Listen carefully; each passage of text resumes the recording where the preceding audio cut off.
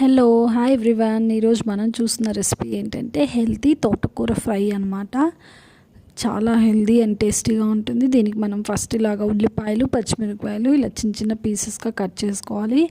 And అలాగే తోటకూరని ఇలా చిన్న చిన్న పీసెస్గా కట్ చేసుకొని సాల్ట్ వేసుకొని ఒక 3-4 టైమ్స్ మంచిగా వాష్ చేసుకోవాలి. మట్టి ఉంటుంది కాబట్టి ఎక్కువ డస్ట్ అంతా పోయేంత వరకు 4-5 టైమ్స్ మంచిగా వాష్ చేసుకోవాలి. తర్వాత ఒక ప్యాన్ పెట్టుకొని అందులో మనం కావాల్సినంత ఆయిల్ యాడ్ చేసుకోవాలి. ఆయిల్ కొంచెం హీట్ అయిన తర్వాత మనం చిన్న చిన్న పీసెస్గా కట్ చేసుకున్న ఉల్లిపాయ అండ్ అలాగే పచ్చిమిరపకాయ యాడ్ చేసుకోవాలి. కొంచెం అల్లం వెల్లుల్లి పేస్ట్, ఒక 1 స్పూన్ అల్లం వెల్లుల్లి పేస్ట్ అండ్ కొంచెం సాల్ట్. ఈ ఉల్లిపాయలు బాగా ఫ్రై అవ్వడానికి కొంచెం సాల్ట్ యాడ్ చేసుకొని కొంచెం బాగా ఫ్రై అవ్వనివ్వాలన్నమాట.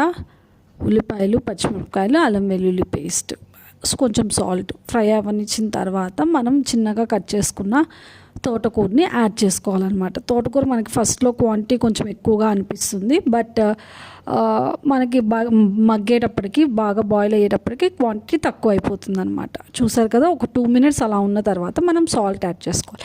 తోటకూరలో ఎప్పుడైనా కొంచెం సాల్ట్ తక్కువ యాడ్ చేసుకుంటే బెటరు, ఎందుకంటే కొంచెం యాడ్ చేసుకున్నా మనకి ఎక్కువ సాల్ట్ ఉన్నట్టు అనిపిస్తుంది అనమాట. సో టేస్ట్కి తగ్గట్టు చూసుకొని యాడ్ చేసుకోవాలి. అండ్ అలాగే కొంచెం పసుపు యాడ్ చేసుకున్న తర్వాత కొంచెం బాగా మిక్స్ చేసుకొని మూత పెట్టుకోవాలన్నమాట. దీనికి ఏం మనం వాటర్ యాడ్ చేయక్కర్లేదు, తోటకూర నుంచి వాటర్ వస్తాయి అన్నమాట.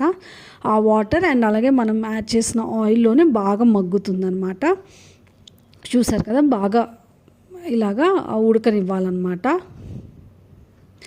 చాలా టేస్టీగా ఉంటుంది.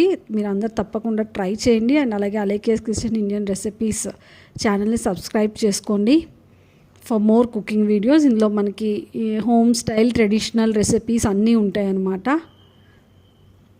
ట్రెడిషనల్ హోమ్ స్టైల్ క్విక్గా చేసుకునే రెసిపీస్, హెల్దీ రెసిపీస్ అన్నీ ఉంటాయన్నమాట. తప్పకుండా మీరు అందరూ ట్రై చేయండి.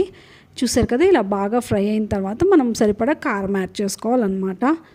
మనకి కారం ఎంత కావాలో దానికి తగ్గట్టు, ఆల్రెడీ మనం పచ్చిమిరపకాయలు యాడ్ చేసుకున్నాం కాబట్టి దానికి తగ్గట్టు చూసుకొని కారం యాడ్ చేసుకోవాలి టేస్ట్కి తగ్గట్టు. అండ్ అలాగే లాస్ట్లో కొంచెం గరం మసాలా యాడ్ చేసుకోవాలి, అంతే. మనం ఇందులో ఏమీ వాటర్ యాడ్ చేయలేదు.